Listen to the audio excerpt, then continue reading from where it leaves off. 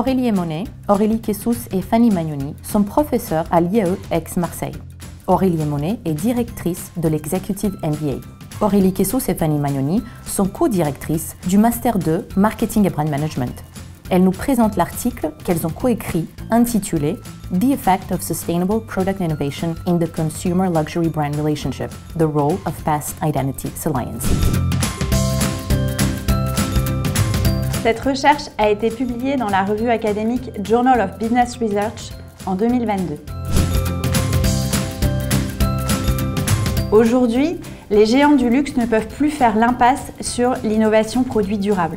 LVMH vient par exemple de lancer le programme Life 360 qui vise à l'élimination du plastique à horizon 2026. Kering a également lancé son laboratoire de matériaux innovants.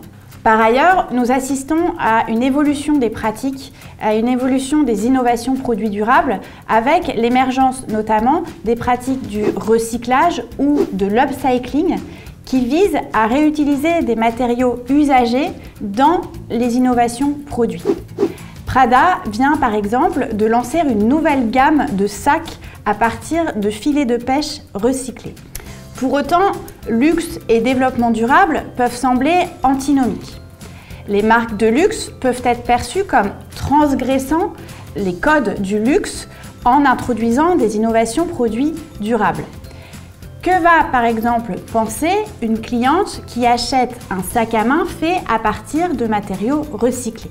L'objectif de notre recherche a donc été de comprendre quel est l'impact des innovations produits durables sur la relation des clients aux marques de luxe.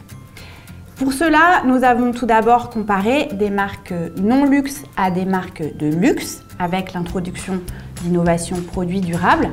Puis l'innovation produit durable étant composée d'innovations de substitution telles que le recyclage ou l'upcycling, nous avons cherché à identifier quel type d'innovation de substitution était le plus en cohérence avec les marques de luxe.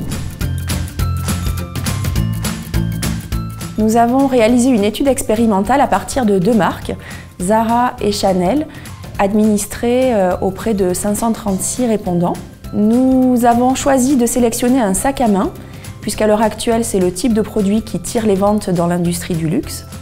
Nous avons ensuite construit 4 scénarios.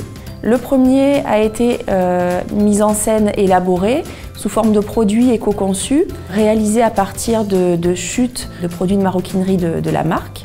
Le second sac à main éco-conçu présenté aux répondants a été élaboré à partir de bouteilles en plastique upcyclées. Le troisième sac à main éco-conçu présenté aux répondants a été mis en scène à partir d'un cuir végétal issu des produits de vigne. Le quatrième sac à main éco-conçu présenté était un sac à main réalisé à partir d'un processus utilisant des produits plus respectueux de l'environnement et donc beaucoup moins chimiques. On a montré que la relation marque-consommateur variait selon le type d'innovation produit durable qui était présentée aux répondants et surtout selon l'utilisation de matériaux passés contenus dans cette innovation de produit durable. Quand les marques utilisent des matériaux anciens pour leurs produits éco-conçus, nous nous sommes aperçus que cela pouvait avoir un effet négatif sur la relation marque-consommateur, en particulier pour les marques de luxe. À l'inverse, on n'a pas observé de différence significative entre les marques de luxe et non luxe pour les sacs à main éco-conçus à partir de matériaux nouveaux.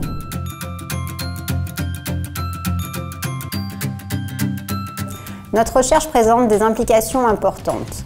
Dans le cadre d'une innovation durable, les marques de luxe ne doivent pas adopter de discours fonctionnel, mais plutôt privilégier un discours porteur de sens. Nous suggérons aux marques de luxe, par exemple, d'attirer les clients en insistant sur la dimension symbolique de leur achat. Elles pourraient, à titre d'exemple, mettre en avant les bienfaits pour l'environnement ou insister sur la dimension d'unicité des clients. Nous recommandons également aux marques de luxe de communiquer avec précaution sur les attributs tangibles des innovations durables. Il est plutôt intéressant pour elles de mettre en avant ce qui est rare et attrayant. Cette recommandation se fonde sur les travaux de Belk sur la sacralisation du profane. Les chutes de cuir d'un fabricant de maroquinerie peuvent paraître comme sacrées, dans la mesure où elles ont été collectées dans l'atelier des marques de luxe, lui-même perçu comme sacré.